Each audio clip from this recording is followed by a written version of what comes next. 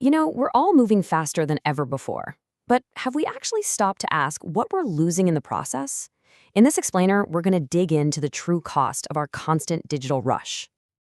The biologist E.O. Wilson said this decades ago, but wow, does it hit home today.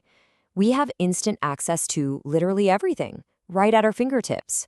But are we gaining any real wisdom from it all? So, how did we even get here? Well, it all starts with what you could call the tyranny of now, this deep-seated belief that faster is always better. Let's break down how this idea completely took over. This right here, this is the feedback loop that traps us. It all starts with the expectation of an instant response to an email or a text. That pressure then bleeds into our work, where we demand immediate results. And that, in turn, forces us to make split-second decisions, a lot of the time without really thinking them through. It's a cycle that just keeps spinning faster and faster. It kind of feels like we're on a treadmill and someone just keeps cranking up the speed, right? Technology is sprinting ahead, and we're all just desperately trying not to fall off. And in that frantic rush just to keep up, we end up missing everything else around us. Ultimately, it boils down to a really simple trade-off, one that author Cal Newport captured perfectly. The cost of speed is depth. The big takeaway here is that our obsession with going faster isn't free. We pay for it with the very depth that gives our work and our lives real meaning. Okay, so what does this trade-off actually look like in our daily lives? Well, the symptoms are everywhere, in this thing we could call scrolling without seeing. Think about it. We get caught in these automatic habits, mindlessly scrolling through feeds without actually reading anything, or firing off a reply without really thinking. And the consequences? They're huge. We understand less, and we've gotten so used to the constant noise that most of us have forgotten what silence even feels like. And here's where it gets really concerning. This isn't just a human problem anymore. We're literally training our most advanced AI to be faster, not wiser. We're encoding our own impatience directly into the operating systems of the future. Our mindless digital habits are becoming the blueprint for tomorrow's technology. So what's the actual bill for all this acceleration?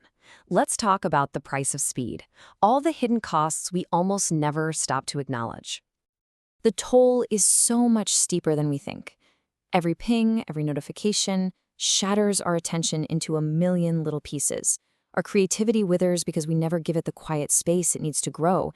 And even our empathy suffers, because empathy takes time and presence, the two things we've given away. And that last point, it's worth sitting with for a second. Every notification costs a breath we didn't take. And get this isn't just some metaphor. As a report from Oxford makes crystal clear, there's a real physical price. Every single digital action consumes energy, either electrical energy from the grid or our own very finite human energy. We build these systems that never sleep, and then somehow we expect ourselves to do the same. But every system has its limits. We push our machines too hard, they overheat. We push ourselves too hard, we burn out. It's the exact same principle, just a different kind of operating system. The price of speed, in the end, is a deep exhaustion that hits us and our machines. Okay, so if that's the problem, where on earth do we find the solution?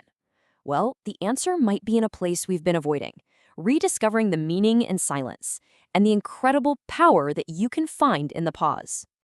This brings us to a really crucial question. Is the problem truly the speed of our machines, or is it our own deep-seated fear of just standing still? What if the real issue is our own discomfort with silence, with not being productive for every single second of the day? In music, it's the rests, the silence between the notes that create the rhythm. In a conversation, it's the space between the words that allows for understanding. That silence, it's not empty space. It's the canvas where meaning is painted. When we pause, we aren't losing time. We're actually getting it back. So this means we have to completely reframe what slowness is.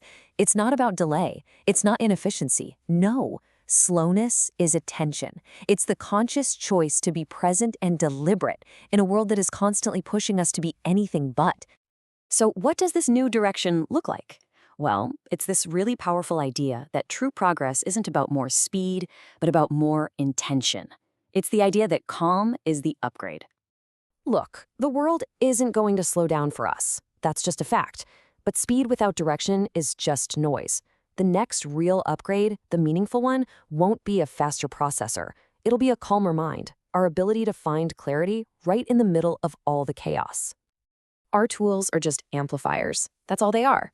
They can amplify distraction or they can amplify focus. They can amplify our anxiety or they can amplify our purpose. The technology itself is neutral. It's our intention, our purpose that gives it direction. So, in a world that rewards constant motion, a world that's always yelling, go, go, go, choosing to be still, to think, to just be present, that's not laziness. That is a profound act of courage. It's a radical form of self-preservation.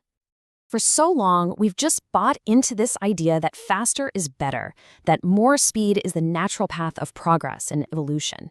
But maybe we've been wrong.